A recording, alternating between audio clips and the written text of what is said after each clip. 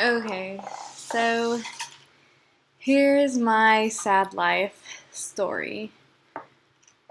Well, okay. So, I'm not really being emotional about it because, I've cried and cried over my life, on the daily and stuff. So, I'm getting a lot better with life and everything, so that's why I'm not really emotional over this video. But it does make me sad. But, okay. So, I was taken away from my family when I was 4 to 5 years old. 4 years old. And during that time, I've seen a lot of sex and violence and um, a lot of drug use in front of me and everything, and with my birth family and stuff, and then being taken away from my parents and my family, my siblings and everything. And that was traumatic for me, just being taken away and separated from all of them. I don't know, I just felt abandoned. And my mom was never there for me anyways. Um, so then I went to foster care at 4 years old. 4.5, something like that. 4.5 years old. And I got molested by an African American. And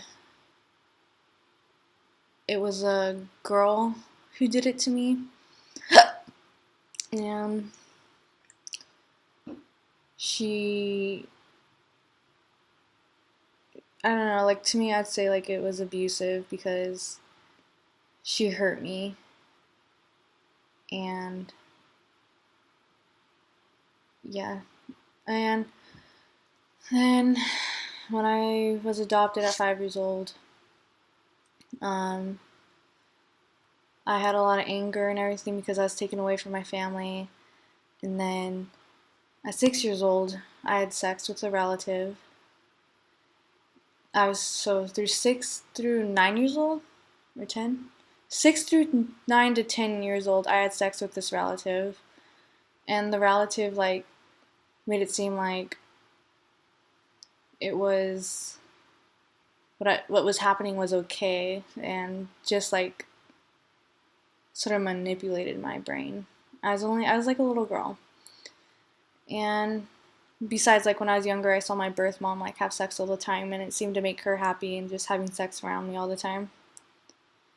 And then when that stuff stopped and got reported and everything, I was really sad about the whole relative thing, because I looked up to that person when I was little. And then things happened. And then, while that was happening, other sexual things were happening too. With another relative. I'm not saying who it is. You don't know that yet.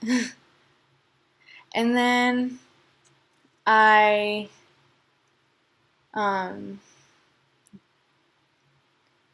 acted out sexually with one of my younger siblings. And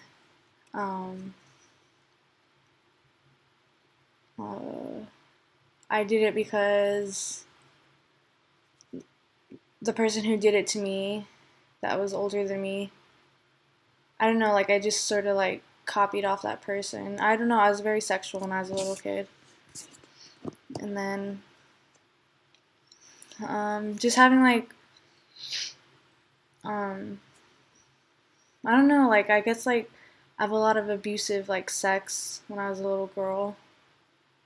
Not really abusive, but just not appropriate because I was a little girl, obviously.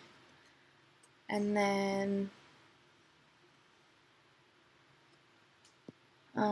going to school never really fit in because I knew more about sex and everything, and how life hurts when I was in school when I was younger.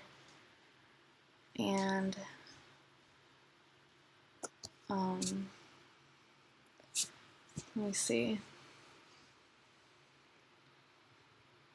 So in middle school, I started getting bullied in elementary, and then in middle school, um, that's when I started self-harming. I don't know if it was at the end, but somewhere in middle school. And then that happened. I kept self-harming. I think I don't know. I don't know when I stopped self-harming. And hmm.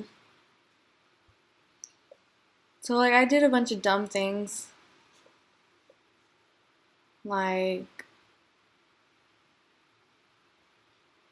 um, run away from home and everything, and hook up with random guys because I wanted to feel loved. Because I don't know, as a little girl, that's how it was shown to me. That's how you love someone else. And I don't know, maybe it's also my borderline personality disorder too. Like, um, yeah, I don't know. Like little things like from when I was younger, like really like traumatized me. And yeah, so like I'm a little weird and awkward, and I'm not the best at socializing.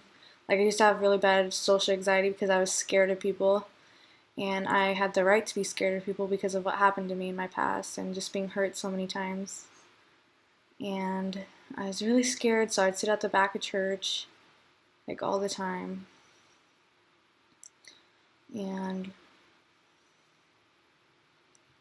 hmm, yeah, so yeah, just thinking about the abuse and stuff from when I was younger, it really sucks. Um, but like, well, like all those problems is like who I am today. Like, I mean, they don't define me or anything, but it's like I don't know. I just have a lot of problems, and I want love. That's all I want. I want a proper way of affection and love.